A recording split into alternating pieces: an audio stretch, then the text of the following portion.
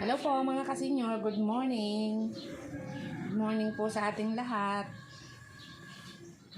Sana po ay nasa mabuti kayong kalagayan.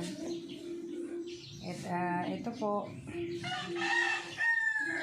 meron na ulit tayong extra income. Yan po.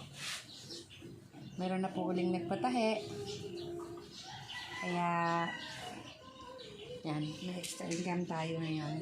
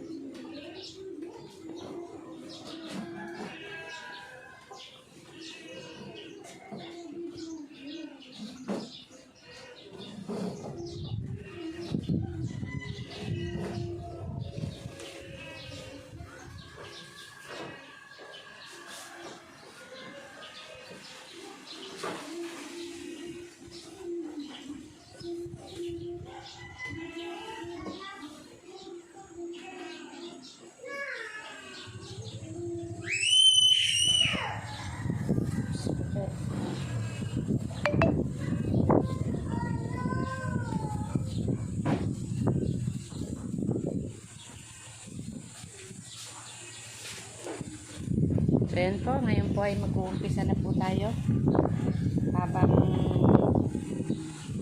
para hindi po tayo magahol sa oras kasi gagamitin na po ito sa 13. Ngayon po ay 9 na, so dapat natin po itong matapos. At least po may kaunti tayong income kahit na pakonti-konti, at least meron. Di po ba mga kasenyor? So yan nga po. Ay. Dahil po sa init ng panahon, talagang kinakailangan nating mag-ingat. Ayan nga po, naligo muna po ako bago ako pag-umpisa sa trabaho para po medyo relax ang ating katawan. At yun po, ang lagi ko pong paalala.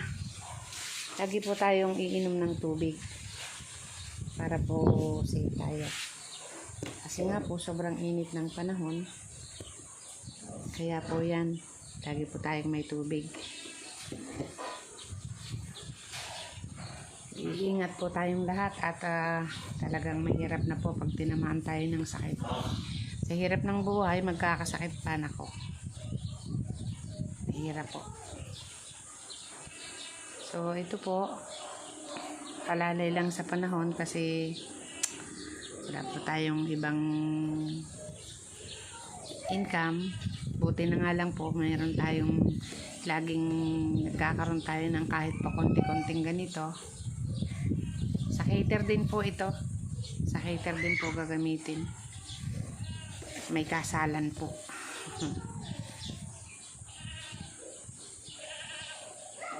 So yan, sana po ang munting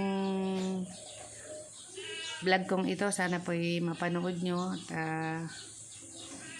maging inspirasyon na din po sa ating mga senior na kahit nasa bahay may income na kaunti. Iwas inip din po. Iwas inip para hindi tayo masyadong maboring sa ating pag-i-stay sa bahay. Tulad ko po, ako'y sanay po ako titinda po ako. Ngayon nga po napatigil na po ako sa bahay. Sobrang init po. Delikado na po ang laging lumabas ng bahay. Kaya sa ating pong mga kasenyor diyan, ingat-ingat po tayo para po maiwasan nating matamaan ng stroke. Mahirap na po. Pag mainit na po ang araw, kailangan wag na pong lalabas. Sobra po ang init. Sana nasa bahay na lang pag mainit na para po maiwasan nating magkasakit, lagnatin o ano pa man, matuyan tayo ng pawis. Nako, delikado po.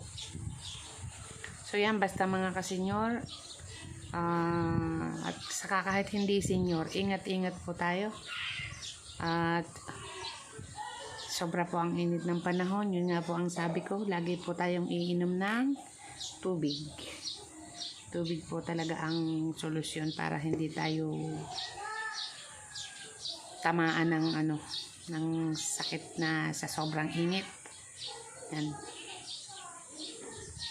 Sige po, at ako po yung mag-uumpisa ng magtahi ng aking mga tanggap na ito. Ayan. See you po.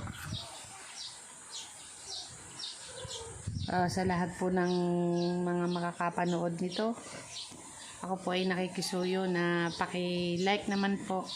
At kung hindi pa po kayo nakaka-subscribe sa aking munting channel, please subscribe na rin po. Pa-like na po.